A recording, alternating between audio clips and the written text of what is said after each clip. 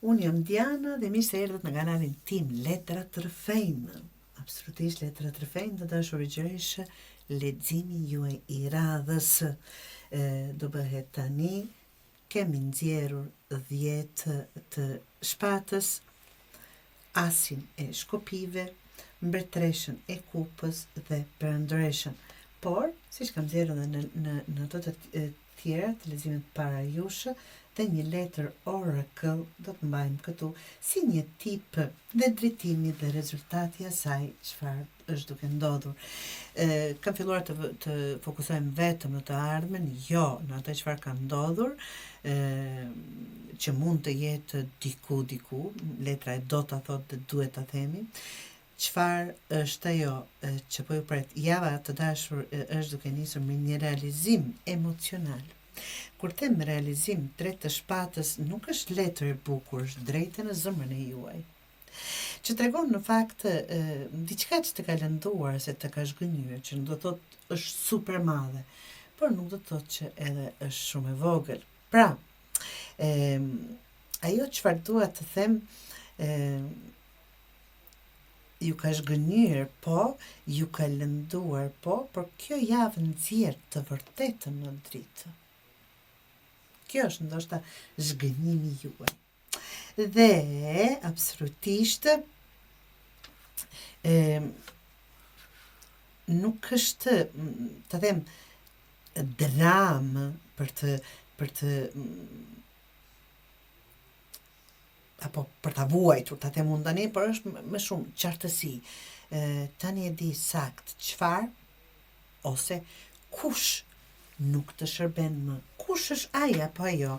Diçka je duke kuptuar. Dhe minjëherë pas kësaj vjen një lloj impulsi i ri. Është asi i shpatës. Sjell energji të re, dhe kjo është ajo që na bën të mos derdhim gjak më, ta marrim më me sportivitet se zakonisht. Çfarëdo lloj zhgënjimi këtu apo lëndimi, po qartësohemi diçka dhe na del në pa diçka që është dashur ta dim, ta kuptojmë dhe bën mirë, absolutisht. Asi i shkopive të sjell pra tash një energji, ide, dëshirë për ndryshim ose nisje. Kjo javë nuk është për tu ndalur tek dhimbja, ta kurosh, por për të kthyer faqen e re. Mirë, kjo ndodhi absolutisht. Dëgjoni, të dashur vëgjësh, shpeshherë mendojnë njerëzit se ajo atje sa duket e lumtur dhe sikur sa është rehat, është asgjë nuk dim, çdo kush ka dhe përjeton gjëra të tilla, gjëra të ndryshme në jetë, qofshin shgënjime të mëdha, qofshin shgënjime të vogla, çfarëdo sido që të jenë, është një gjë që na përcjell gjithmonë. Kjo është jeta, fatkeqësisht, edhe se do donim të ishim gjithmonë të lumtur. Prandaj, për mos të ngelur në këtë gjakosje, të fokusohemi më dhëmb, pse me bëra, si kam besuar, çfarë kam menduar, kështu me radhë, është humbje kohe. Pse? Një gjë që ka ndodhur, sado të analizosh, e di vetë mirë që nuk sjell gjë.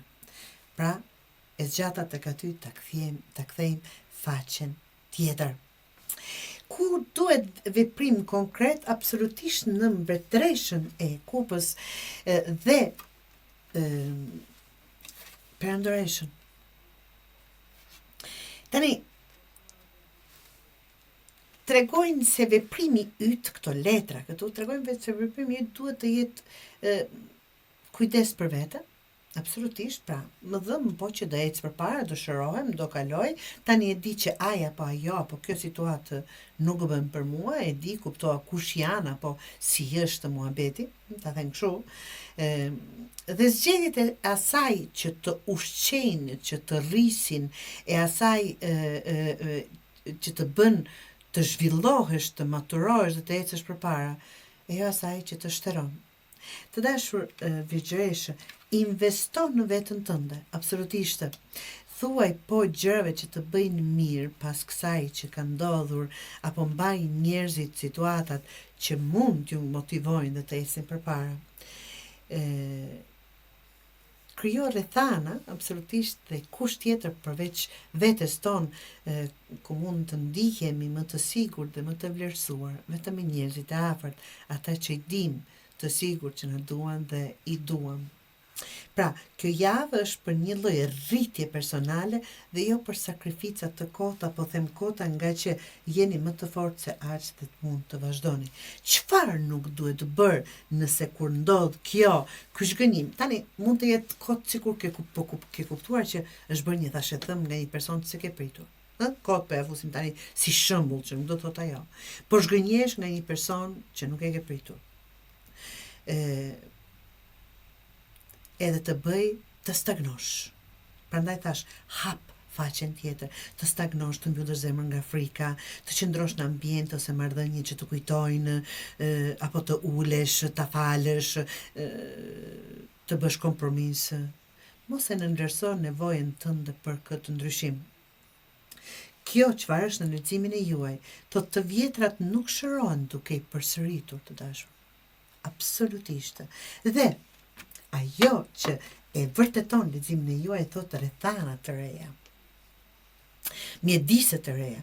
Kjo ja favorizon ndryshimin e ambientit, personave, ku di unë, njerëz të ri, energji të re, edhe një hap të vogël jashtë rutinës do bëj kogja një diferencë të madhe në jetën e juaj. Plaga shërohet kur ndron vend, jo kur rri aty. Tani, e dim të gjithë, po ja t'ja rikujtoj. Nëse ke një plagë këtu dhe vete mu vetëm aty, nuk shërohet kur. E mbulon dhe nuk i shkon derisa ajo shërohet, nuk e ke fokusin aty.